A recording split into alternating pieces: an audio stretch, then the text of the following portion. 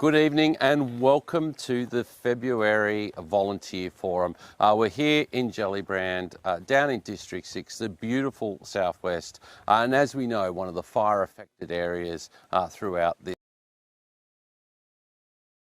Tonight we're going to again be the fires this season, reliving some of the events, particularly here in Gellibrand and surrounds. For our members that might be watching tonight, if that makes you feel a little bit ick throughout tonight's show, or you're not feeling quite that well, support is available to you and your direct family by phoning the member assistance line on 1800 959 232. We know that this by many across the community, not only here in Victoria, Australia-wide, but also across the globe. For any Victorian community members that might be watching this evening, particularly those in the fire-affected areas, help is available to you by contacting the Victorian Recovery Hotline on 1800 760 560. Sorry, I messed that up. That's 1800 560 760. As if I haven't said that enough times throughout the season. The other thing I wanted to touch on tonight, yes, I am not in uniform. You might be thinking that's a bit strange for the Chief not to be in uniform. Well, tonight I'm actually not the Chief. I'm currently the acting CEO. Alan Slipovich has kindly taken on the Chief's role for a couple of weeks. Our beloved CEO, Greg Leach, has unfortunately had an unavoidable medical appointment that he has had to maintain. And in Greg's own words, he's gone and got a new ball joint and a wheel alignment. So this went very well today. He is recovering very well, and I know many people are sending well wishes and the like. And Greg, we all wish you a very speedy recovery and return to us. Well, as always, we want to acknowledge the traditional owners of the land to which we broadcast tonight, particularly here, as I said, in beautiful Gellibrand, the Eastern Maar peoples, and pay my respects to elders past and present, and the elders of any other Aboriginal communities that might be watching and participating in the forum tonight. Lots on tonight about fire, about the Apostles Group, hearing lots about the CBMM and other things. Rowan's back with his training update to tell us what's been going on in there, as well as many more contributions from people across the organisation. Our senior managers are online, ready to answer your questions. So if you do have a question, pop it in the chat and the team will be there to give you a hand. As I said, lots on.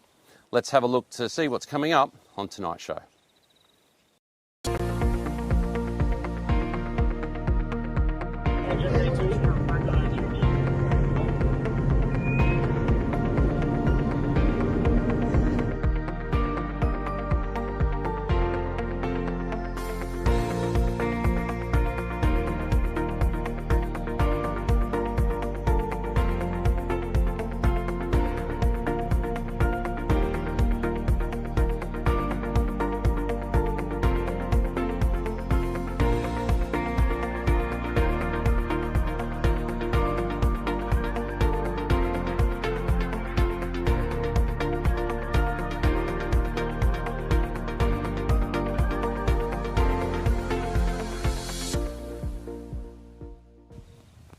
Well, what a lot to see and talk about in tonight's volunteer forum. But I'm joined by some mighty fine-looking firefighters here in Gellibrand, next to the ultralight, but also a tank here, which I'm pretty sure we'll have a bit to talk about in a minute.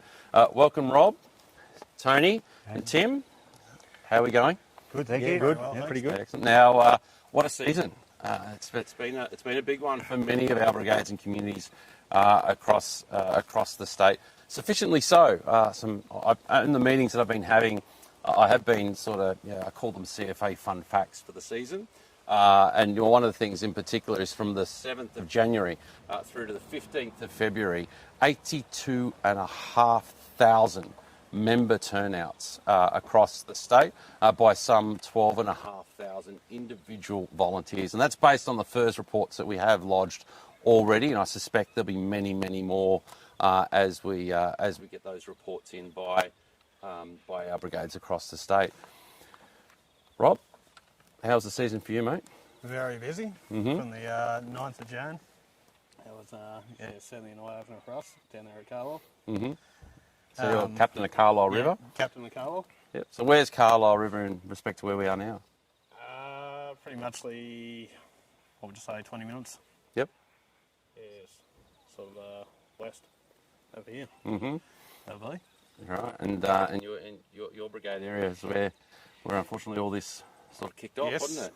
exactly where it kicked off. Is Tony still talking to you? Or? Yeah, at the moment. At the moment. Tone, Gellibrand captain, welcome. Thank you. Obviously, we are in Gellibrand. It was quite a big event for the brigade in the town. Oh, it was huge. Yeah, we haven't been able to find anyone who can date back to a worse situation for Gellibrand. And in the end, we were very, very lucky to get out the way we did. It was very, very hectic. Yeah, and Tim, what about for yourself in your brigade area? Yeah, we're Kawarran's just down the road here, about 6 k's to the north. We didn't get heavily impacted, but it did encroach into our area. Yeah, it was an interesting season. Yeah, so talk us through the 9th. I've been talking to a lot of volunteers about what that specifically was like for them. What was it like for you guys in and around this local area in District 6? A nightmare, you'd say. Mm-hmm. Yeah, on the 9th, I knocked off work. I work in Simpson. Knocked off there at 7. And yeah, just as I was leaving work, just seen all the lightning strikes. Mm. And then within 20 minutes, by the time I got back home, yeah, we're just getting called out left, right and centre with the closure. And what about for yourself? Yeah, we were the same, except we had a strike east of Gellibrand, and by the time we sort of wrapped that up, we were lucky. It didn't have the wind. It was in I don't know why, but it was a quiet spot, and we were able to get around it and came back to Gellibrand. And before the driver, Kate, got out, we got paged to Carlisle to help them over there, and that was a very long night and very hectic, and yeah, a fire behaviour before, and that started it off for a few nights after that, didn't it? So, And of course, this area is no stranger to fire. Big fires over the years, in particular. We had in our bordering on Gellibrand and across to Kawarran there, we had a number of, probably had half a dozen fires, and a couple of them had a bit of potential, quite big. Yeah, 40 acres, a bit more than one of them. Yeah, busy year. So Tony, unfortunately, I guess across all 3 brigade areas, unfortunately, we saw losses as a result of the Carlisle River fire. Talk me through the experience here in town and where you saw most of that devastation. well, most of it was to the west of the town, where the fire front came across from Carlisle on was it the 20th? I've lost track of the dates, but So, It's okay, you and me both. she flew through the there. We were over at Carlisle protecting a house at the time, and we could see it coming this way. And before we'd even been cleared to leave over there, it was already impacting the houses in the Gellibrand Valley Road area. And then it sort of scooted around town and impacted a couple of houses on the southern side of Gellibrand. So it was lucky that I think that we only got away with those handful of houses that were impacted, but certainly the community have pulled together around those people and been a big support to them.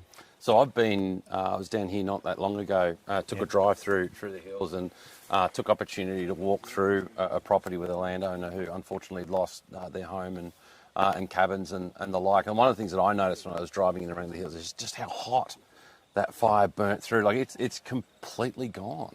Ah, yeah, exactly. And 2 of the houses down there were at the highest bell rating. Bell rating, so, yeah. You know, yet a random tractor sitting there unburnt. It was, but it was very hot. And Tim and I had a look from Wonga, which is up the back there on the hill, and you could see the path where the really hot fire came through. So talk me through your brigade members. How are they coping? Yeah, obviously the smoke's gone, but we can still see the charred effects in the community, and they've been at it for weeks. How are they holding up? How as captains are you helping your brigades, through this situation? Well, our guys have had a bit of relief lately because the heavy lifting of recent times has been done by Forest Fire Management, who've done a really good job. in the blacking out stages and stuff like that. And it's left us up to do the triple O calls, the page outs, which have been pretty quiet now. We had a few call outs initially with smoke sightings and little flare ups, but it's actually pretty good now. Yeah. Tony, what about you? Yeah, well, I think our guys are doing all right. We were pretty tired there for a while, but the district group officers and the commanders sort of came in and made sure we had a spell. On a couple of nights there, we were sort of offline, so we could have a sleep and catch up. And then on a Saturday, they organised some outside crews from within the district to come and station. So we handed over the pager and let them be in charge for the day, which I think was a great initiative by the group and the commander, and it helped us sort of sit down and recharge our batteries. And overall, like, one of our members lost his house, and so we've all sort of rallied around John. But as a group, we've been able to sit down and have a chat, whether it was over a cold drink or just a cup of tea at the fire station. And I might be proven wrong, hopefully not, but I think they're all in good stead. Yeah, and we rotated. There was only 6 or 7 of us in total that sort of kept rotating around when they were available. So I think they're a good crew, and they looked after each other, and which is what ourselves do, like Carlisle and Kawarran and ourselves. We try and keep it as like a team, and Carlisle's a little bit further away than Kawarran, but if Rob rings, well, we jump, and that's what helps with the brigade, that teamwork. What about you and your members, Rob? Yeah, my members are going well now. It was hectic for sort of the first 3 weeks. We were absolutely flat out. But no, I was quite happy with how my guys performed and girls. And it was a big effort, but we got there in the end, and it's good to see that bit of relief now. Yeah, no, absolutely.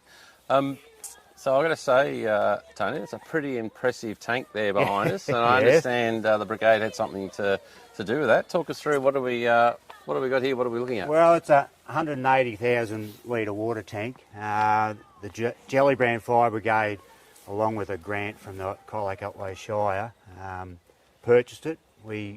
Our brigade management team identified a water sourcing problem because all the rivers are, one, they're deep, as in the banks, but 2, the bush, and you can't be sending trucks into the bush when it's on fire. So we identified that a couple of years ago, and it came to fruition and was filled about 2 days before the fires started. Oh, really? So I think I've been putting the moz on everything because I sent a WhatsApp group to our captains and said it's full, hopefully we don't need it. And, next minute. And it's been filled and emptied multiple times.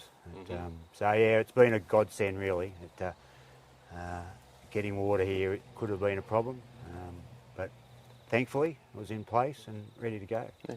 Fantastic initiatives. Is that like towns fed or rainwater fed? How are you? We'll be rainwater fed. So to fill it initially, as a brigade, we put some water in when we were constructing it. We did all the construction work, volunteers and some community members, put it all up. And then the Shire allocated some water to us, and Barwon Water then gave us 3 loads of water to top it up at the end. So it was dragged out over Christmas period. It all got lost with people going to Christmas. But it was a godsend in the end. Yeah, okay. And for adjoining brigades, what's it like having a resource like that? That's good when Carlisle come over to the area and that. And, it's handy having your water supply. Yeah. Yeah, it takes Nice the pressure off here. town. Yeah, absolutely. The town water system here is it's just going to take the pressure off that. Barwon Water the town don't like us pulling too hard out of the hydrant system, so yeah, okay. It deprives the town of the water. So this is going to be very handy. Yeah, absolutely. So a bit of a fun fact time. As I said, I started there before. How many bottles of water do you think have been issued out of the State Logistics Centre during that January firefight? As in bottles or packs? Bottles. 100,000. Keep going. I'd say 500.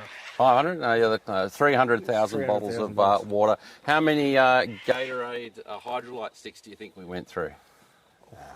or 20,000. Well, a bit more than that, 157,000 Gatorade sticks.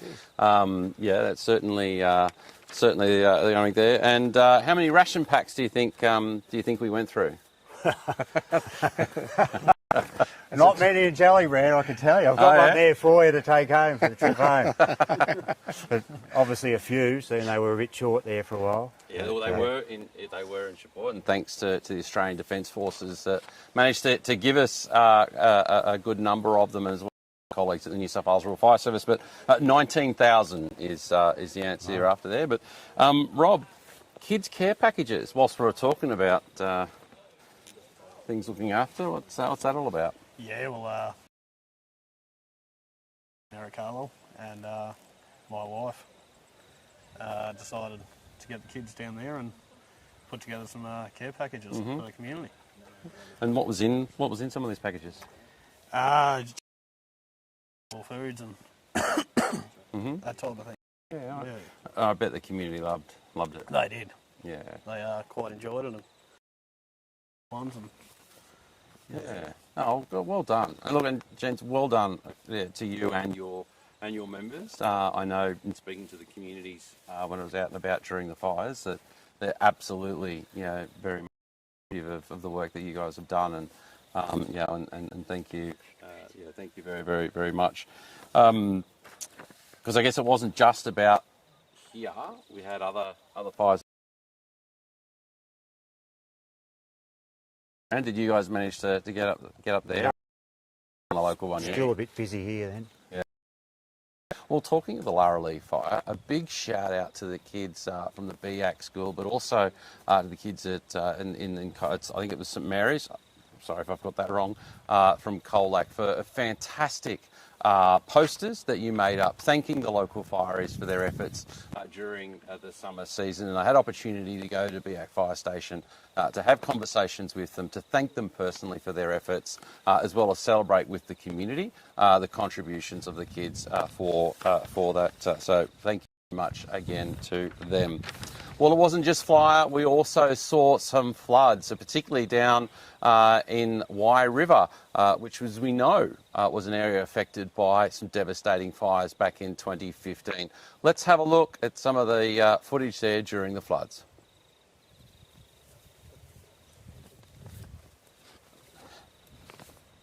So, while we're waiting for that to load, some fun fact time again. How many bush and grass fire incidents do you think there was on the 9th of January? Oh, 20,000? 20,000? 200 and something. 200 on the money. Yeah, you've read your fact sheet. That's cheating. We're going to throw to the Taradale video.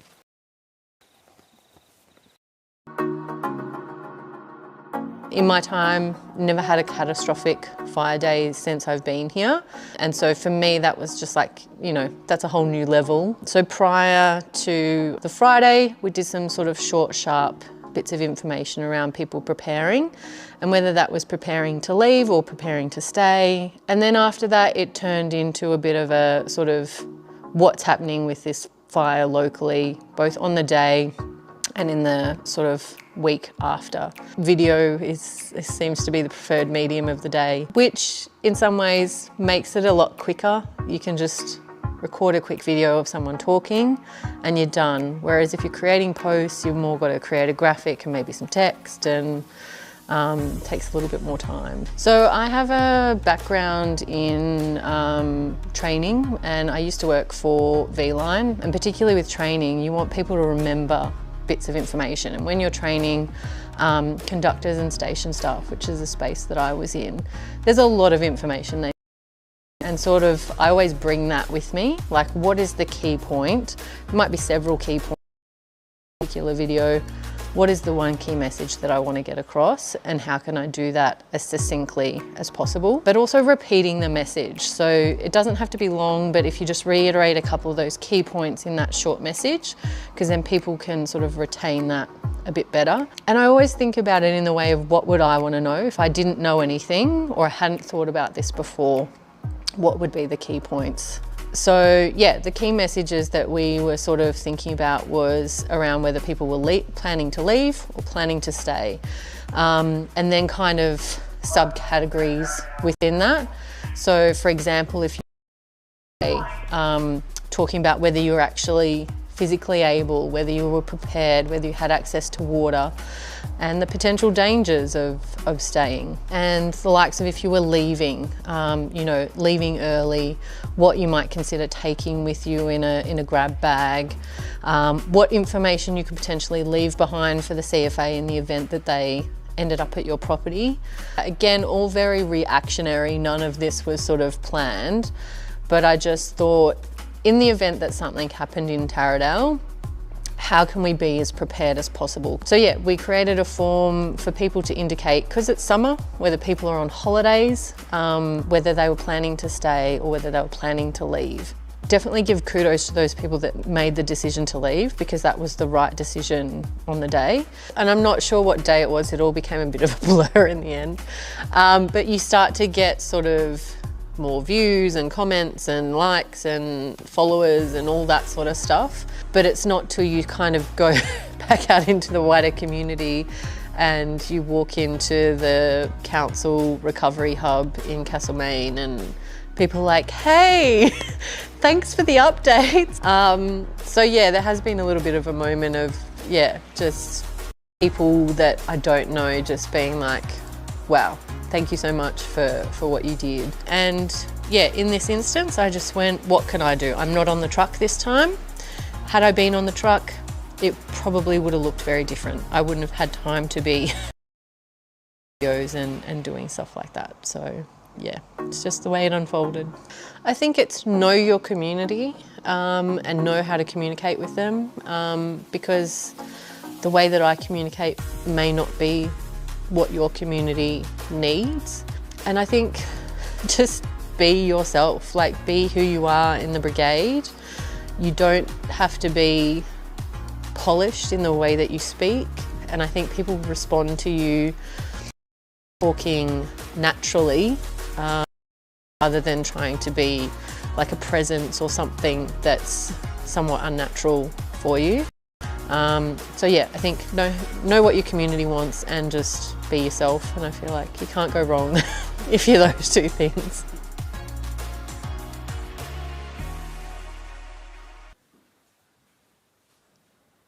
Well, what a fantastic story by Jodie there at Taradale. And I've got to say, Jodie, well done, because I myself was following your social media posts throughout the fires, and I loved seeing what you and your brigade got up to throughout the peak fire season there. So congratulations. Well, as I said, ladies and gentlemen, we are here in Gellibrand in the community house in the hall. A fantastic live audience here with us again. Give us a yay. Sometimes I get a bit nervous because sometimes we actually don't go close to being probably one of the biggest live audiences we have had on the volunteer forum. So congratulations to you. Some friendly faces in the crowd. Let's see if you can pick them out. It's a bit like Where's Wally? That we've got our Deputy Chief Southwest Region, welcome. A man that needs no introduction, Bryce Morgan, our board member extraordinary. And we'll hear from Bryce a little bit later on. And of course, when you thought you had one board member, you've got two. Peter Shaw is here as well, joining us tonight. Our board members are always out and about talking to our members. What matters most to them, and hearing what's going on, and again thanking our fantastic volunteers for the work that you've been doing and continue to do, because summer's not over yet across many of the firegrounds and communities across Victoria. Peter Lockwood, Hi, Chief. District 6 ACFO extraordinaire, welcome. Kirsten, I've done it again. I've been practicing it all. Kirsten, welcome. Yep. Steve, Liz Moore Group, welcome. So I had a quick chat out the back there before with the team, mentioned fire and flood, and we had a bit of flood activity or storm activity there at Wye River. Tell us what happened. Yeah, so Mount Cowley, which sits above Wye River and also Cumberland, River received about 183 millimetres of rain in a 5-hour period. And of course that led to a significant amount of water coming down both rivers and flooding out. Cumberland's in District 7, of course Wye River's in District 6. So it went through the holiday park in Wye River, and so that led to the evacuation of the holiday park of about 400 people. So SES were the lead agency there, we're certainly there in numbers.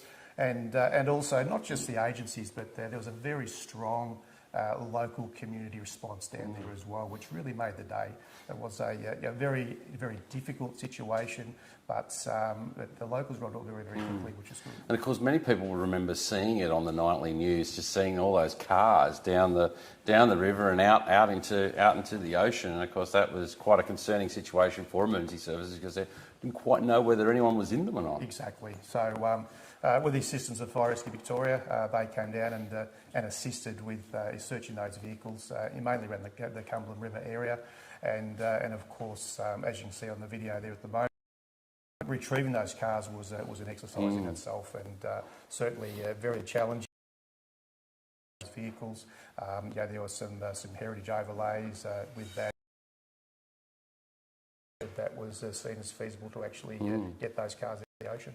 And certainly quite a coordinated operation there. Who would have thought that in the midst of a fire situation in Victoria we'd be airlifting cars out of the ocean using Black Hawks. So quite an interesting situation there. How's the recovery going in those spots? So the recovery's going well. There's still some work to do down there. Our locals down there, you mentioned the Wye River Brigade. Andrew and his team down there are doing a magnificent job with that recovery. With the floods, of course, the water moved through very, very swiftly, and that left a lot of like mud, etc., and the retrieval of the cars. But they've been working very hard there. The Great Ocean Road was closed for a period of time. That's all now opened up. So there's still a bit of recovery work there to do, but they're going along really well. Excellent. And look, a big shout out to Hacky and the team there at Wye River. I'm sure they'll be watching. The man certainly is able to pull the troops together very quickly and looking after community. So big shout out to all the teams involved there on the Great Ocean Road. Kirsten, welcome. So tell me about your role and what have you been doing over the January period? Well, I'm a volunteer with Carl River Fire Brigade, so I'm a firefighter and secretary and treasurer. And I'll step over here. So obviously we've been very busy. I haven't actually been able to support the brigade on the truck very much in the month of January because I had to evacuate with my family. So oh really? Tell us more. What happened? What happened there? How did it unfold for you? Well, our house was directly impacted. So my husband and I, although I initially got on the truck, wasn't able to get on the truck again, and my husband got on initially as well. But we spent most of our time just protecting our place and evacuating on 2 occasions with my kids. So it's a very different experience when the fire's in your own brigade area. And how did you prepare for that? Did you have a I'm going out on a limb here by asking one of our people, did you have your bushfire survival plan? Did you get fire ready? It was basically we'd get out. So my husband did decide to stay, but the plan was that he would go to a safe place, and he went to the staging area when the front came to our property, which he did. There's information you get told on the phone and then what actually happened when you get back home. So something tells me you're in trouble, mate. But yes, we had a plan and we stuck to it pretty much. And, there's a lot going on at the time. So, you evacuate, you come home, and then things kick off again and you evacuate again. And So tell me, what was it like for the kids? Like, have you been? Because I'm sure there's been many families across Victoria that have experienced exactly what you've experienced. How have you been helping your children through going through this? Yeah, well, I think it's just about trying to keep things as normal as possible, which is, in a very abnormal situation. So they're 4 and 6. You live in an area that's really high fire risk.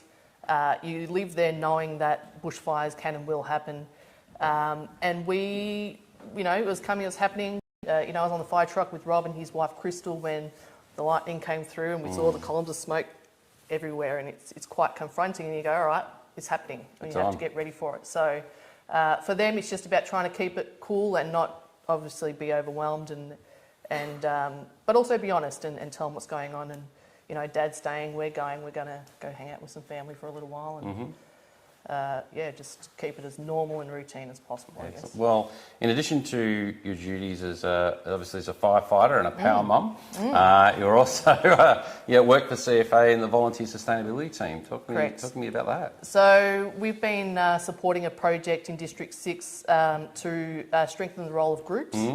So about 2 years ago, through the Operations Subcommittee, the volunteers actually raised that they'd like to explore what groups are doing, but also how groups can improve what they're doing, and that included a review of the group boundaries in District 6. So some groups acknowledged things were getting harder. You know, volunteers are harder to recruit. It's harder to get people to step into group leadership roles and to also attain skills to step into more senior operational fireground roles. So through the Operations Subcommittee, they requested that we get a working group together, look at what's working, what can be improved with groups. We did some broader interviews with volunteers across the district as well. And out of that, 13 recommendations were put forward to our District Planning Committee to look at ways that we can improve in the activities that groups perform. So out of that fell the proposed merge for the Cobden and Timboon groups, which, you know, Bryce is here to talk about the new Apostles group.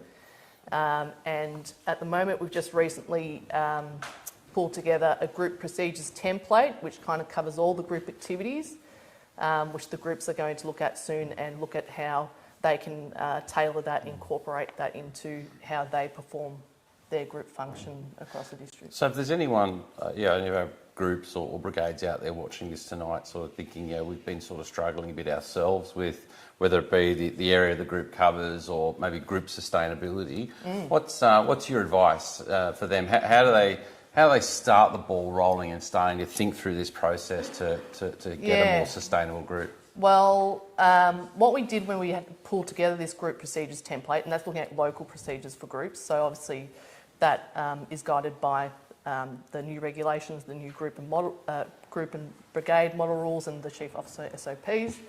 But there's a local procedures for what they do and how they do things in regards to preparedness and operational support activities. For other groups, we compiled this template using examples from different groups across 3 different regions in the state. So we spoke to group leaders, we gathered some group procedure examples that they had and were willing to share. They were really keen to learn about what was happening, what we were doing, and look at opportunities that they can learn from us and what we've done through this process. So we're hoping to share this group template hopefully in a few months' time, once our own groups have had a look, to share it more broadly and see if other groups want to have a look at it and implement and incorporate some of the ideas and concepts we're introducing potentially as well. Okay, well done. We'll get Stephen in now. G'day, Stephen. Nice to see you again, my friend. Lismore Group. How's the fire season been so far for you? Oh, busy. A little bit. Thanks. Very busy, and starting with the Stratham fire that came down, and on a day that was extreme and catastrophic for us. It was. And I think our little patch at Lismore was the bit of catastrophic for the district and the region, I think. So that impacted to our north and our brigade and our northern brigade being Mingay. That took a fair bit of involvement with the group, the other brigades within the group to support Mingay in and around that. And Skipton, of course, to the north, then just to the north, and there's a lot of work there between the two, Beaufort Group and Lismore Group. So spent a bit of time talking to the brigades and groups across the Streatham and Nannybuck fires. Talk me through what was the 9th of January like for you? Oh, it was hot, windy, couldn't keep up with the fire, plotted where we thought it'd be going, and we'd be catching it from behind. As far as we had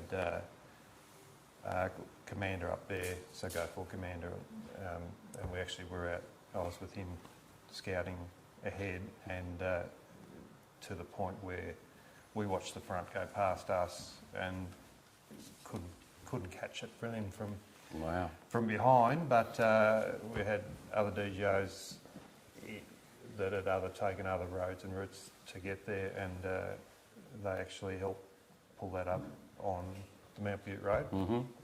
So that worked out all right. And then there's just the maintaining and mop up burnouts, and so on, just to try and strengthen up southern brakes off of that. And the weaker side. And talking to our members and a lot of farmers, it's the speed of the spread of the fire that they just. Yeah. Many of them have said they've never seen it before in their life, and some of those patches. I'm sure it had, from start to finish, will all be worked out, but internally, once it all got a run on, and with standing stubbles and standing grass, fuel loads were extreme this year. Heat was extreme. I haven't seen fire behaviour in my time involved with CFA. This has been quite extraordinary. So even in the Larralea fire, the second one just a fortnight later, that was extreme too. The fuel loads, the roadsides, the fuels on the roadsides was quite immense, and it was. A lot of good work was done on that fire, but it's also a lot of luck with nature helping as well. So lakes in the right place, and change. Obviously, I was on as a state response controller for that fire, and I absolutely remember seeing it, and I could see what the plan was to try and drive it into those lakes there, and then just when we thought we had it, two little things that just not enough time to reset the trucks on the eastern flank. It was only 20 minutes, quarter an hour, 20 minutes, and we had 62 CFA tankers on site. Probably half of them were away getting water at any one point, so really only 30 CFA tankers on the ground. A whole hope there'll be at least that again of private units, speed disc, other equipment, all assisting, but just for just a drain where the speed disc went through and not quite tilled up properly and couldn't quite. Anyway, and it's always that one little spark in there that gets across the line, or what it happens to be. And I guess your experience is quite unique, and for people that might be watching, particularly our volunteers that are in more bush and metropolitan type environments, is when you are battling a very fast running grass fire that you said there before, resetting the tankers and putting them to work. You've got to think about how many you've got on the flank, how many are in formation, who's off getting water, time and space to get water, get back. Like it must be quite a challenge sometimes to conduct that quiet. The sector commanders all have their heads spinning at times, and it's just about what tankers are available. The instant controllers, again, the same thing. What tankers are available and where they are and where to line up the best run of trucks. Managing strike teams coming in, because it's nothing short of a scramble. That all seems to work itself through, but its training comes through, and that seems to help. Well, obviously it helps, but the training kicks in and it all works out. Funny enough, but you'd wonder how at times. So Disorganised, organised chaos. I think it's been called. Again, I also want to make a point. I made this point during a number of the press conferences as well during the season. We do focus a lot on the houses lost and impacts into community, but we also need to stop and think about the impacts onto our agricultural communities, and our farmers in particular, and think about the Nuttymark, Streatham, Larralea, like the sheer volume of fences, livestock. It's going to be a bit of a rebuild for some of our farming communities, isn't it? It is. It certainly is, and there's significant livestock losses, significant plant and equipment losses for machinery or cropping farmers. Fences are extraordinary, the amount of fencing that's been damaged and lost. Thank goodness, lives haven't been. No one's lost lives. It's quite amazing that just the speed and the heat in these fires. But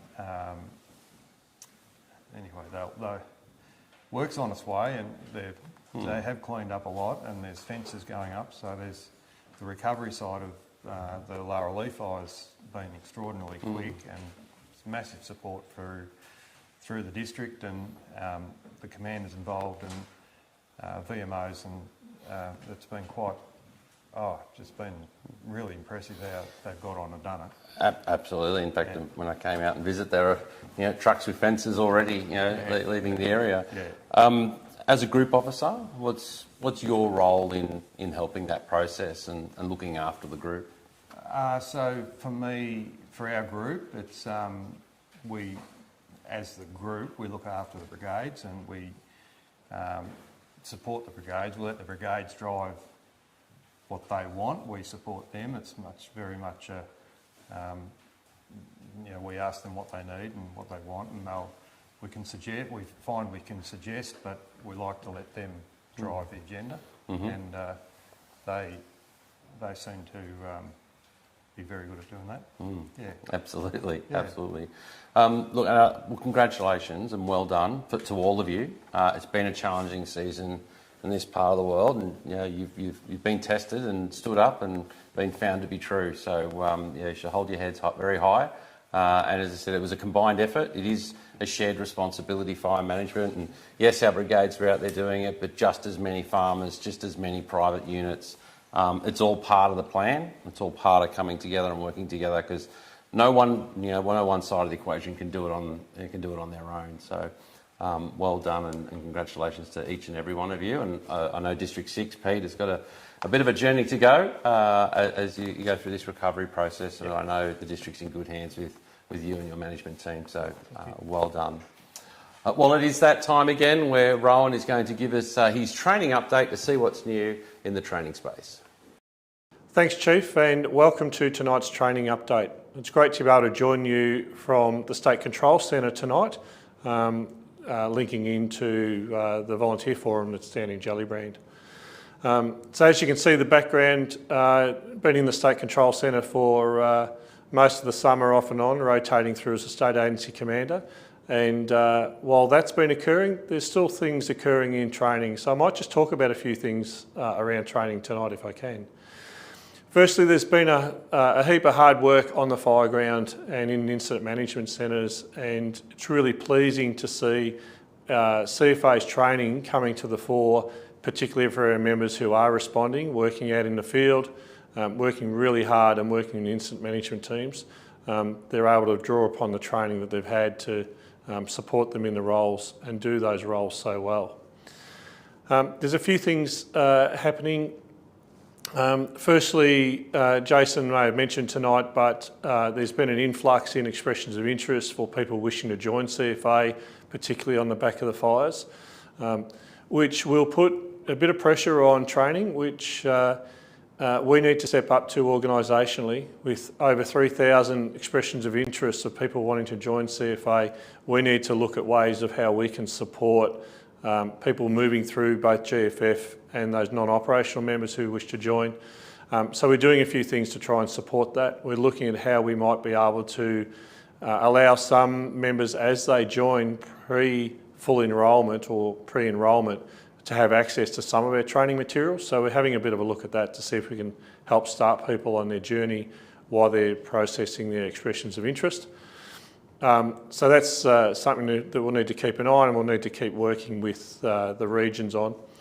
We also appreciate that we've got about 350 instructors who can deliver GFF, and what I would ask is any instructors who haven't been delivering GFF and want to return to it, now's probably a really good time to make contact with your regions to see how you might be able to support a greater increase in the GFF program as we move into the earlier part of this year.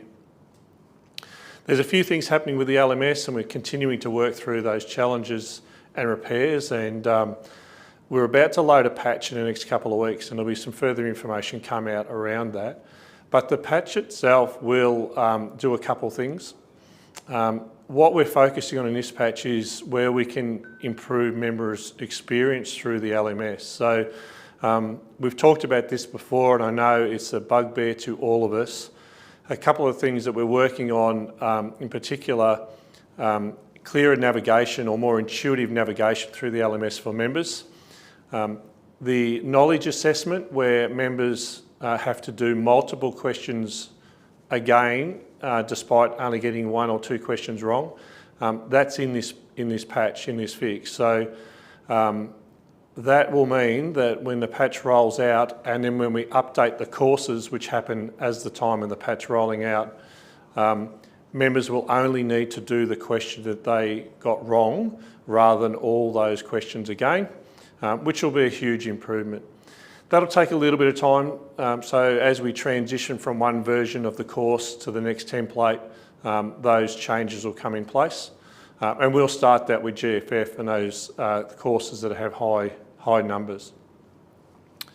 Members' numbers will become visible for Brigade. So for some Brigade training coordinators and instructors, when they're entering Brigade skills or Brigade run training, there's an issue at the moment that the Brigade member's number doesn't come up.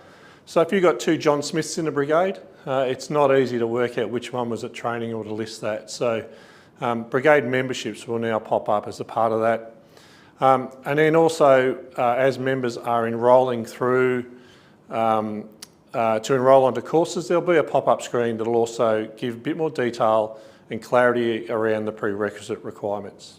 So there's a couple of things that are coming out with the next upgrade or the next patch.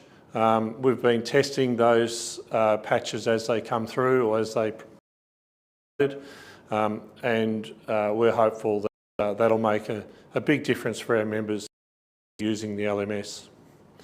The talk about tonight is the state championships. So training will have a presence again at both the Junior Urban Championships, and then the following week for the Senior Urban Championships and the Junior and Senior Rural Championships, all being held at Stawell.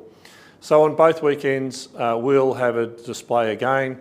Our displays, there'll be a couple of aspects that'll be really exciting and hopefully help some members out. Firstly, we will have an LMS element at the display, so members will be able to walk through any of their LMS challenges or seek some guidance on how they navigate through the LMS through our training team. So that'll be an interactive conversation about how can we support you. Secondly, we'll have the Flame VR unit. So we've seen that before at the championships and it's a bit of a favourite. Members will be able to again use the Flame unit, and we'll be able to talk about some of those initiatives that we're introducing with the Flame virtual reality. The aviation simulator will be on site, so members will be able to have a look at the aviation simulator. And lastly, peek at our driving simulator that we're developing. So it'll be pretty exciting. Hopefully people will be able to get a ride in it. But we'll talk more about it as we go. A model of the driving simulator that we're developing with a company called Motum. That will be on site and that'll be really interesting to have a look at, and I'm looking forward to the feedback that we'll receive around the driving simulator. So that's it for a fairly quick update tonight. I'll pass back to you. Thanks, Chief. Thanks, Rowan, for a fantastic update there. And speaking from personal experience, I'm absolutely joyed to hear that we've got that patch in that means that you don't have to do all those questions again. And you can just go to the one that you got wrong. Yeah, as staff, we've got to do mandatory training every 90 days or something, whatever it is. And you'd think I'd get them right by now, but no, it is a joy to hear that patch is being put in. So well done, Rowan. As I said before, particularly for our volunteer members and your immediate family, tonight has invoked for you some feelings or things that make you feel a little bit ick. You can get assistance through the member assistance line 1800 959 2, and for our community members, particularly those community members in the fire-affected regions, such here in Gellibrand, Victorian Bushfire Recovery Hotline on 1800 560 760. Welcome. I was going to make some sort of joke there between two ferns, but I think it's a lily. Very interesting plant between a couple of. How are we going? No thorns on the roses. No, well, no thorns on the roses. No, not at all. Bryce and Peter, welcome. Conversation here on a couple of fronts. Obviously, both board members of the. We'll talk about that a little bit later. Bryce, current deputy group officer for the Apostles Group. Tim Boone. Tell me about the Apostles Group. Yeah, thanks, Jason. The Apostles Group has been dealing with the district over the past couple of years, and it was basically designed to try and make the group sustainable in the longer run, as we're facing the challenges that so many of our rural brigades face with membership numbers and capacity and capability to take on, and also to provide more targeted support to our brigades to help share the load there. The group merger was floated and it gained support from both the original groups, the Cobden Group and the I was a member at Tim Boone Brigade and a member of the Tim Boone Group, and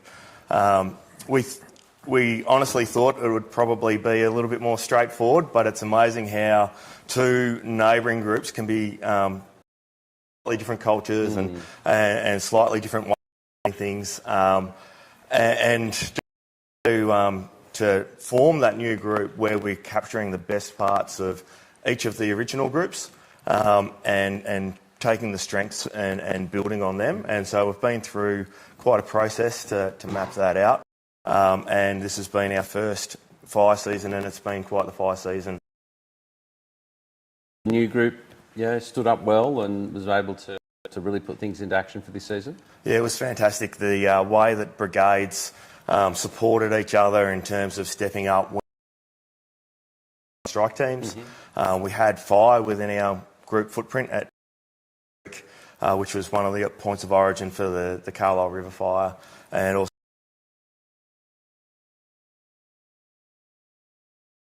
part of the Otway footprint, but we're also out volcanic plain. So it's very interesting, the diversity of firefighting, and I guess the way that brigades have been able to just step up for each other operationally. But the number of phone calls that were going around between captains calling me as a DGO, just checking that I was doing okay, and it was fantastic to see the level of unity that comes about in the face of crisis. So that navel gazing and thinking about what if and how we might be able to make the group work in the face of we just got to it and got it sorted, and we're checking in and all those little mental health things along the way. It was just wonderful to see. Peter, I know you were part of a group. You were a deputy group officer and a group officer there for a while. For both of you, what is the role of the group? And I know we get asked that. And I guess, where do you see the group being that between the brigades, the district? There was a paper on all that, but we won't go back there. But the role of the group, it varies. My group is very urbanised, structural firefighting, the Dandenong. We have a bit of a mix, but the group structure and the way the group works is quite different to the groups out in the more regional areas, where they might be a more of a coordinator type role in that area. And Bryce, what about officers? Yeah, as part of the work that Kirsten's been leading as well, we're trying to really integrate groups with districts more. So historically we've been very responsive to brigades first and foremost, and I think we will continue to do that. But by aligning with group structures, we're going to be able to feed through. Joe in such and such a brigade can come to a group if it needs to be escalated, and then it can go to a subcommittee and then to district planning committee. So it doesn't just get screamed out into the night and into the void. It actually has an avenue to progress and be resolved. And the role of group in operations, both, I guess, day to day, but more so when the campaign events are on? Look, in my area, it's more about the support coordination role rather than taking hands-on incident control. A role that the group needs to perform to support the brigades. We've got some really capable operators at the group level. So we're in Sleepy Roberts, and then we had a strike team leader in Brad Patton, and then I was back with the brigades trying to organise the crews for the next day. So that mixes the administration of getting people out in the field worked well. And that's that capacity that we're trying to with the group merger and just seeing it play Absolutely. Out. And I think that's one of the challenges and why we are having this conversation more broadly as the organisation about the role of the group is because it is a bit different and disparate across the organisation. I know when you were talking there about Bryce, but I had images of blue-white there in Murrayville with an iron fist, and I've got to say it does it very well. But there's all the and in between that we have across the organisation. So I think it's an important conversation that we need to have, and we're getting closer to to that answer point. We're probably finding with my area, the Knox group area, we tend to have the captains and the lieutenants who are very experienced, a lot of hours under the belt in relation to running fires. Officers in their brigades rather than do any operational roles. Absolutely, and I'm sure in the Knox group, but a view that, and that's part of the beauty of the CFA, isn't it? It's about bringing those views from across our organisation together, and we'll talk a little bit more later on about the CVMM project, which is about doing exactly that and bringing about not a one size fits all, but at least some uniformity about our moving forward. All right, let's talk turkey, guys. Board time. So both volunteer members on the board play a governance role in the organisation. Why is it important that we have volunteer representation on the authority board?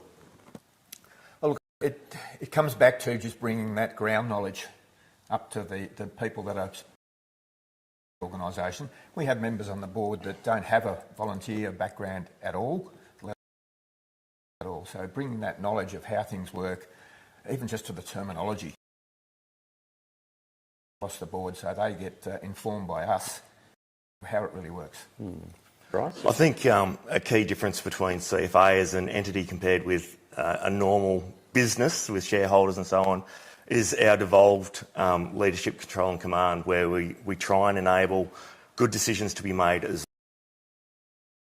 So whereas in a normal corporate setting you'd want to clamp everything down and tighten everything up, we need to provide with our policies and our direction and that are at the coalface to make good decisions and make good actions, while also demonstrating good governance and managing the risk of people sort of running off script. So it's a tension, and I don't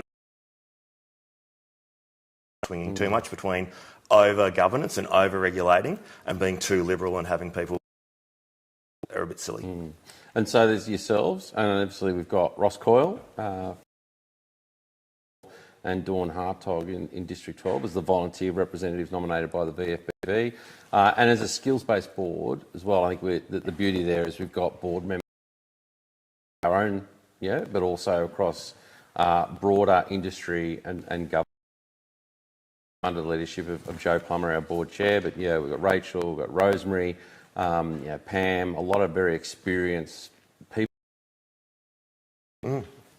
Yeah, look, the board's made across over many different variations of skill and background, and finance, risk and audit, all those sort of background items that some of us still have to have, even at the volunteer component. We still have that across the board with specialised knowledge. Okay. So a little game I like to play every now and then, and this is, you watch two board members break out and sweat now. So 5 seconds to answer, gentlemen. Let's have some fun here. Hardest thing about trying to keep the chief officer on? The amount he wants to spend. Absolutely. Wait till the next board meeting. Facing the board in the next 12, 24 months?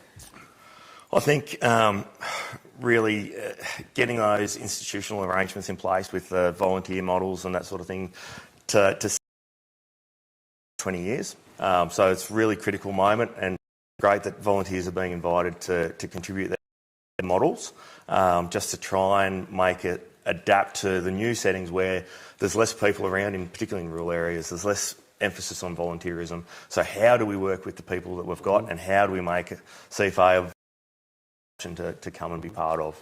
Our greatest strength? Our people. Our members, absolutely. Our biggest opportunity? Our people. Yep. And what's our, I guess, where are some of our challenges? Finance has got to be the first one. We can't back off on that. This finance is an issue for us. We build what we can with the amount of money we have. We're doing reasonably well. We could do better, but finance is going to be a big one. There is issues with our secondee issue in relation of numbers and how we're getting supported there. There are a couple of at the moment. All right, well, thank you very much, both, for having a chat, both for obviously the roles that you play, current role in the group, and obviously, Peter, your experience when you're in the group role, and both, obviously, your role and experience being part of the CFA Authority Board. And thanks for having a chat with me on the couch this evening. Well, I spoke earlier about the contemporary volunteer membership model, and we're going to have a bit of a chat to Colin Hart. In the meantime, our Deputy Chief Officer for Operational Performance and Capability, Scott Purdy, is just going to run us through the contemporary volunteer membership model, what it means, and what are some of the opportunities that it will bring to our organisation moving forward. Hi everyone, Scott Purdy, currently Deputy Chief Officer of Operational Performance and Capability. I'd love to talk to you today about an exciting project we've got in the wings. Some would say it's taken a long time to get here, but the contemporary volunteer membership model is an exciting project that seeks to review and improve the current volunteer membership model we have across our organisation. The current model has been with us for a long time and works for many. It's still great, but it could be improved. And we're seeking your help to improve what that future membership model looks like. The aim of the project is really to enhance and improve the experience of our thousands of members across the organisation, whether it be in the far out reaches of rural Victoria or the metropolitan brigades. We also want a future membership model for CFA to be a really attractive proposition to the most broadest cohort of people in our communities in which we serve. There is something inside CFA that is appealing to so many different people out there, and we want the membership model to facilitate that experience to be one of positive, where people get the personal reward, but also find meaningful contributions to contribute towards their community. To illustrate the types of feedback that we're looking for, let's now hear from a selection of members about their thoughts on the paper. I'm really excited about the potential that is coming from this reform. I'm excited about the opportunities it's going to open up for volunteers, and I'm really hopeful that we're going to be able to provide a range of opportunities for members to participate that otherwise haven't been able to, or where they haven't been able to participate fully. I think it's very comprehensive for a start. I think it's a good time to do this. There's many things that need to be discussed and have a bit of a deep dive into. Look, I think it's a really good start for CFA to outline where they're going to bring their membership from, where they're going to get that membership from within the community. They need to look at, and that's what they're doing with this paper, having a really broad range of how we get any people within the community in different roles and responsibilities and different pathways within CFA. I think it's a really good start.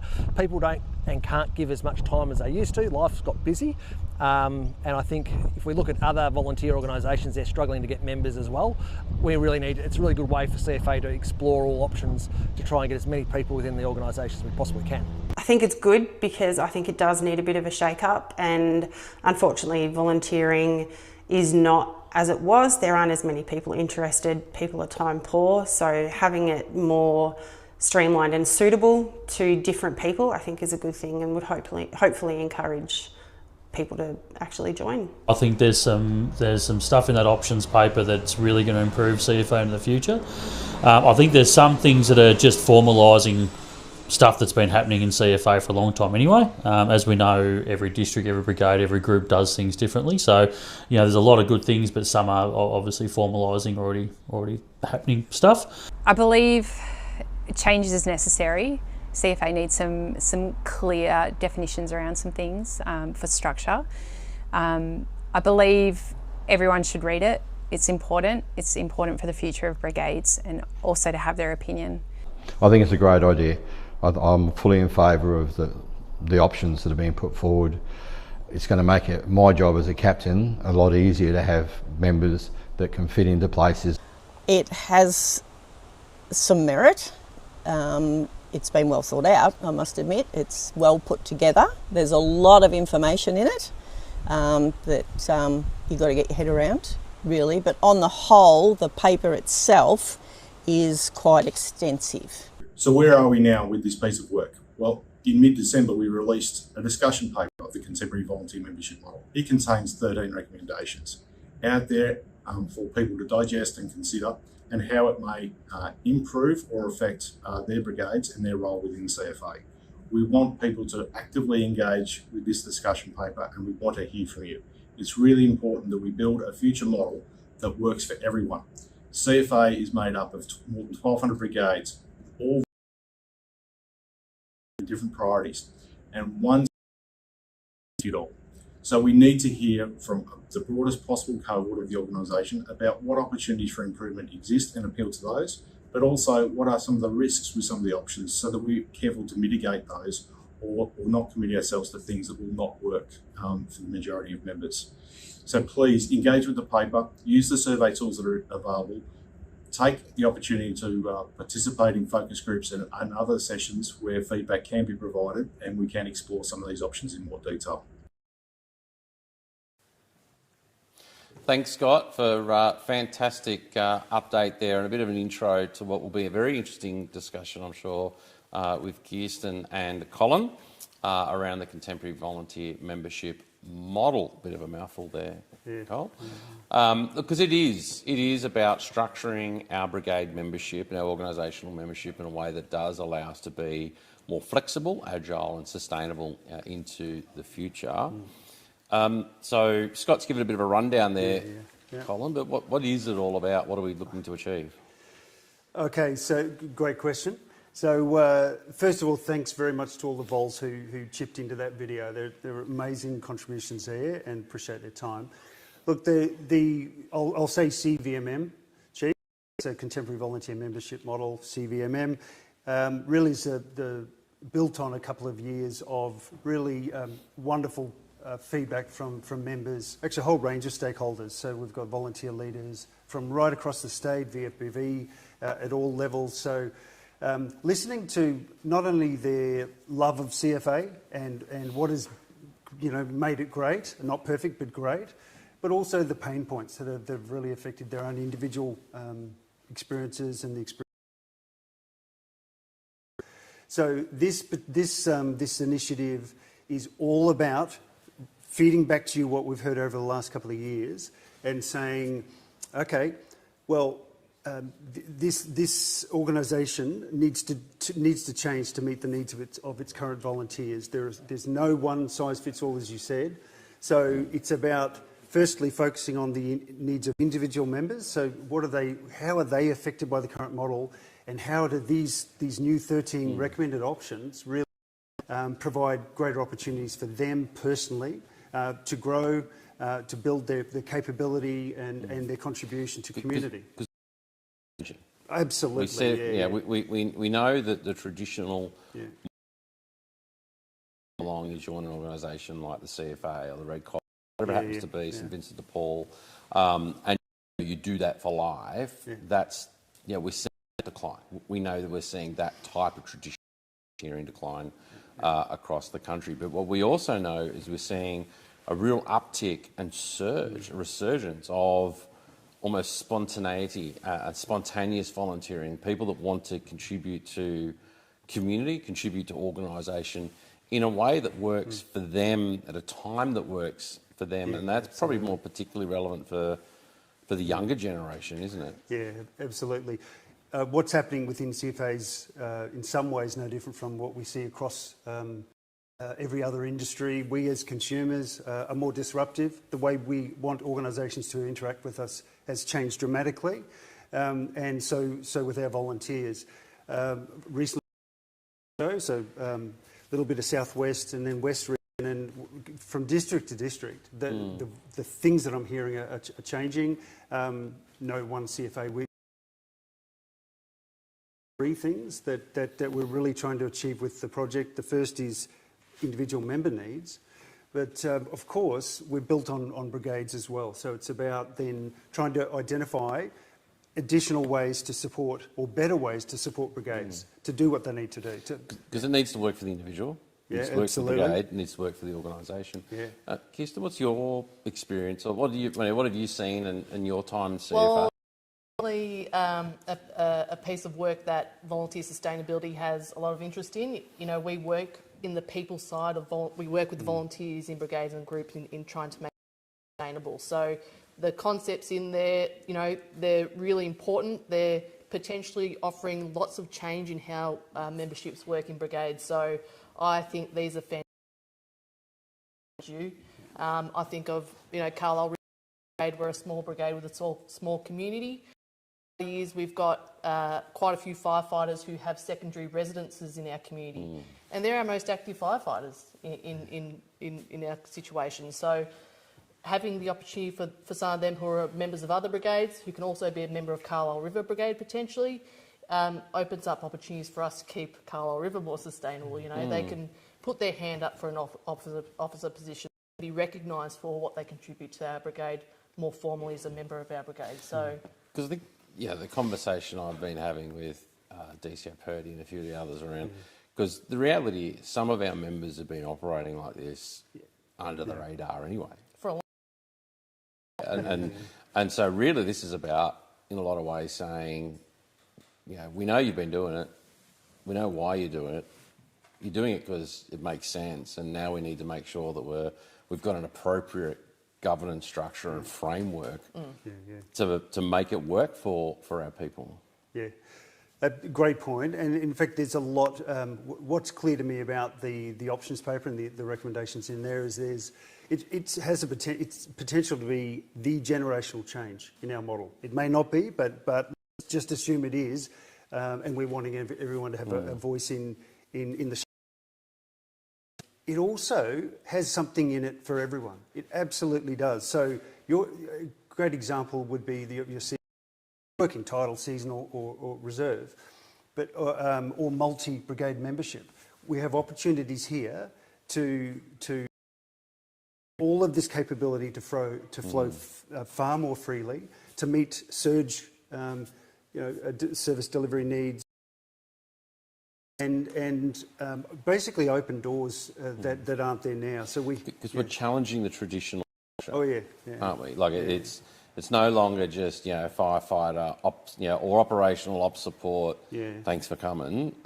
We are trying to really create some almost bespoke in some instances. Classification people to operate in. Yeah, so there are some great visuals in the options paper. So definitely have a look at that. And what you're seeing there are a brand new set of proposed subcategories of members. So the chief here, the introduction of the new regulations last year, has the ability to create subcategories of general member. And you'll see there ones you know about, brigade support, but then these amazing, in terms of potential, new subcategories like specialist firefighter, life member in there, and cadet. So things that, yes, we may have we have little bits of around the place. There's innovation always here within the CFA, but looking to formalise it and create more opportunities for people across the boards. And of course, it's phase one. Absolutely, yeah. Once we sort of get a landing on what our feedback is from our people around what the model needs to look like. Because the next thing is making sure that we've got a tailored mechanism for people to get into the organisation, and then a specific bespoke for that classification class. So again, it's one thing to have a nice as you say, a generational change membership structure. But if everyone's still got to walk through the same front door, do the same set of courses, do the same whatever it is, we're sort of really throwing the baby out with the bathwater. It is about making sure that we then tailor those aspects as well, isn't it? Oh, spot on. So everyone's familiar, I hope, with that large body of work last year, the external review of recruitment and onboarding. So the Right Lane Review, and that report came out with 16 recommendations, all of which were accepted by exec. That talked, among other things, about addressing the one-size-fits-all approach to something like recruitment. So same deal. Option 1 in this paper is looking at saying, well, if you are an operational member, that's one thing, but if you're a transfer member, that's our recommendation 2, or somebody who wants to do brigade support, maybe fundraising, then let's have a proportional approach to the evidence you need to provide. So try to make it, maintain standards, but make it easier, remove the pain, streamline and optimise so that people can get into this place, to be attracted to CFA far more readily. And then if, look, I was in, Ararat, and a hot issue there was the experience of transfer members. So it's in the paper, we've heard it, and we're looking at ways either through multi-brigade membership, where you enjoy the same rights as any other general member, if you're part of the capability of that brigade. We're looking at all of these things to try to improve the situation on the ground and have that tailored approach. So lots of options in there. It is very much. We went through a lot of consultation, feedback surveys to prepare the options paper, but it doesn't stop there. We've put together something that we think our people are going to like. Yeah. But again, we are going out. We're out at the moment asking for feedback and consultation. People have been a little bit busy, bit going on. So we will keep it possible, extending that time period to make sure that we do get buy-in. I know from my experience walking around talking to people, as I said before, a lot of people are going, okay, you finally got to where we are. Like, good job. Let's, I suspect a lot of people are saying, hurry up. But we want to see it happen. That's it. But, we do want to hear from our people. It is quite a genuine approach. So, if you are interested in learning more about the contemporary volunteer membership model, where do people find it? Right. Everywhere, if they're not already. So go onto Members Online and just have a search for CVMM. Go onto Your Say and you'll see 2 surveys. One for every single individual member in CFA, and 2, if you're a volunteer leader, that could be GMT, DPC, you could be on a VFBV District Council, WAC, YAC, JCC, you name it. We want to hear from individuals and from groups of volunteer leaders. What do you like, what don't you? You can respond to just one recommendation or all 13. So it's really, you tell us what's most important to your district, to your catchment, to your brigade. And so as you're saying, Chief, that survey, those surveys will be extended. They're open to at least the end of April. Then what will happen, you'll see a real step up in engagement. So I'll be, my team and I, we'll get all the regions having focus groups. So the exciting part is we will focus just on Class 1 and 2, nobody else in the room. Class 1 and 2 brigades, then we'll have focus groups with Class 3 and then our Class 4 and 5. That was a really successful approach to the general review last year. And clearly we'll also face roles like your BASOs, DSOs, etc. So that will help us to then get it right. So what parts of each recommendation do you like, and which ones do you think should be opt-in only? So it's not just a one-size-fits-all again. So lots of options, and it's lots of stuff for people to feedback. If you don't necessarily want to or can't find the surveys, whatever, your friendly volunteers are available through your districts and regions. And feedback if anywhere you like, into the district, into the VST, wherever, into my office, who cares? We just want your feedback and understanding of what we think is happening.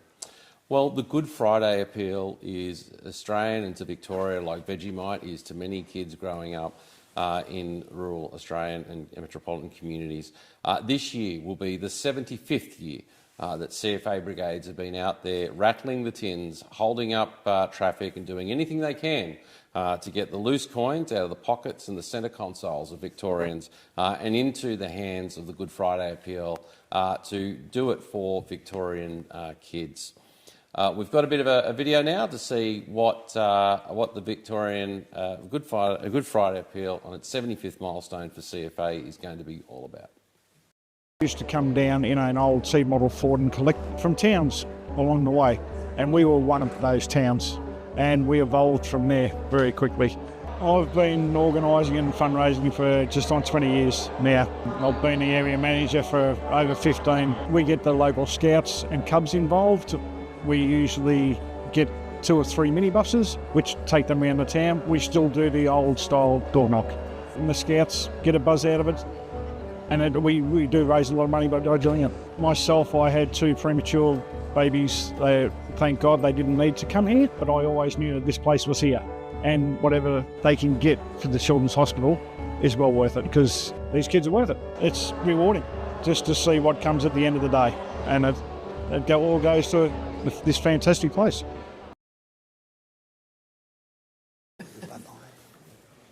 Well, that's fantastic for the Good Friday Appeal, and again, 75 years strong of CFA involvement out there.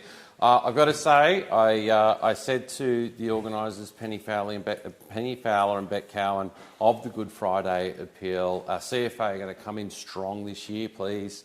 Don't leave me hanging out there. We were Nelly to the 2 million mark last year. I think it was $1.9 something million. This year, let's dig deep. Let's see what we can do on our 75th anniversary of participation in the Good Friday Appeal to bring in the bickies and pull the big 2 million. That would be absolutely fantastic. Well, it's that time of night again where the Chief may break out in sweat when the audience gets handed the microphone and they get up and able to ask any random question they like of me. So here we go. Aidan, over to you. Last year, at the start of October, Carlisle River Brigade, organised by our wonderful First Lieutenant, had our very first Get Fire Ready Day. And it wasn't just Carlisle's very first event ever in our 40-something year history. It was the first community event of any sort in at least a decade. So getting the community together to talk about fire safety was great for the brigade and great for the community. So my question tonight is, what does this year look like in October on the first weekend, and will there be any increase in resources for Brigade, particularly Rural Brigade, which might not have the finances to fully fund an event off their own bank account? Well, what a fantastic question, and of course we will be working very hard to get Get Fire Ready version 2 up and running. As you do know, Get Fire Ready was an initiative as a result of recognising that this season was going to be a challenge for our communities and fire brigades across the state, sufficiently so that I did put the call in through the board. Additional funding, and we were successful in that $11.6 million. And part of that funded our Get Fire Ready. Again, be reviewing, and again, I'll be making application to the state government to ensure that we can continue the great work of our brigades and volunteers into the community. And regardless, it was a very, very successful event, and we will be seeking to do a Get Fire Ready annually in any way, shape or form that we absolutely can. So thank you, Aidan. Fantastic question. It's fantastic to hear that for Carlisle River, the first in a very long time, to be able to open the doors and talk to community, because I know that really did make a difference during the fires in the people that I have spoken to. So well done and thank you. No one else is standing up, so that tells me I'm absolutely off the hook. And no, that wasn't a Dorothy Dixar, but I'm pretty happy that I'm not going to be asked any more curly ones. But what I did want to touch on is, whilst we spoke about the CVMM and getting your feedback, there's probably a little bit more pressing feedback for right now, and that's to actually hear your experience this summer season.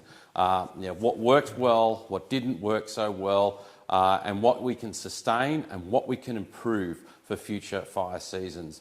As we know, there is great interest in this summer season with the announcement of the Upper House inquiry, which will be asking the questions the community wants answers to around the fire operation this year. And yes, it will focus on some of the challenges that we had across that fire period, but it will also focus on some of the good things, some of the many thousands of homes that were saved by firefighters, our members in the field, looking after communities, as well as initiatives such as Get Fire Ready in the lead up to the season and many other things that we have done.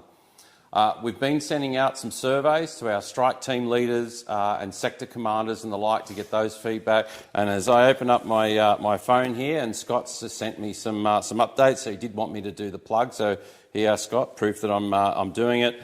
We've received 81 responses to that survey so far, so that's fantastic. We're encouraging you to submit that. What are some of the themes that are coming up? So again, Scott's provided to me some of the themes that are starting to come out from the after-action reviews that we're starting to get in already. Challenges around radio communications, that's no secret. Yeah, I've been asked about that many times publicly as well. Improving in our IMTs and local knowledge across firegrounds, challenges in effectiveness of tanker tactics, and we just heard today from Stephen from the Lismore Group around the challenges of tanker tactics in a large, fast-running grass fire and understanding how that operates, as well as establishing strong fireground structures early and reporting structures and command structures, and that's there. And there's also numerous positives. It's not all bad. As I said, this is about understanding where we can improve on some of the challenges, but it's also about sustaining the things we got right and things that really did make a difference for our firefighters on the ground. The benefits of the elevated seasonal response initiative, the bulk water tankers that were positioned across the state, the vital role that the additional aircraft that was put on and what it played throughout the season, and again, the vital role that our volunteers played in community, whether that be working with government agencies and community NGOs in the recovery aspect and the relief aspect, because we know our communities and that strength and connection and connectivity to local community was a real positive, and I'm sure made every benefit to the local communities, both in the response but also in the relief and the recovery. And I spent a bit of time with George Noy from the Ruffy Fire Brigade, who absolutely was part of that local connectivity and a true leader in his community, bringing them all together. So those surveys will be open for a while. There'll be additional surveys put out. Every member in the organisation that participated this season will have an opportunity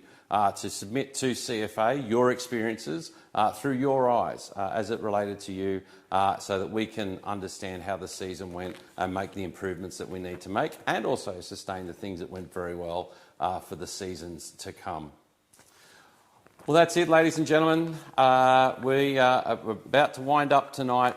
It's been a big one. We've spoken to many people, understood their experiences, and again, I reiterate, if any of tonight's conversation that we have spoken about raises concerns to you, help is available to both yourself and your immediate family. People may not realise that our member assistance program does extend to members of your immediate family as well. And it's not just about psychological care, it's about financial wellbeing counselling, it's about some legal counselling as well. So, opportunity is there, help is there if you need it, and the best way to access it is by calling the member assistance line on 1800 959 232. And again, for our Victorian communities, if you are in need of relief or recovery, the Victorian Bushfire Assistance Line is open at 1800 560 760. It is March coming up, and as we know, that is when we celebrate International Women's Day, celebrating the fantastic achievement of our women in society. They make up 50% of the population, very, very vital. We need more of them in our organisation, and it's a time to stop and reflect how we can be more inclusive for our women in our organisation, and the great role that they do play and can play in not only the governance, in our case Joe Plummer, our board chair, leadership and executive leadership, right through to group and BMT structures. So I look forward to celebrating with our many members and brigades this International Women's Day.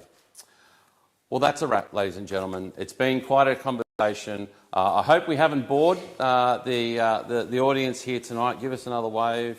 Who's enjoyed tonight? Have it. Thank you for coming along this evening. For having us come in and give the forum to you tonight. Like many communities, are continuing on the road to recovery. 26. So thank you very much. Good night and go well.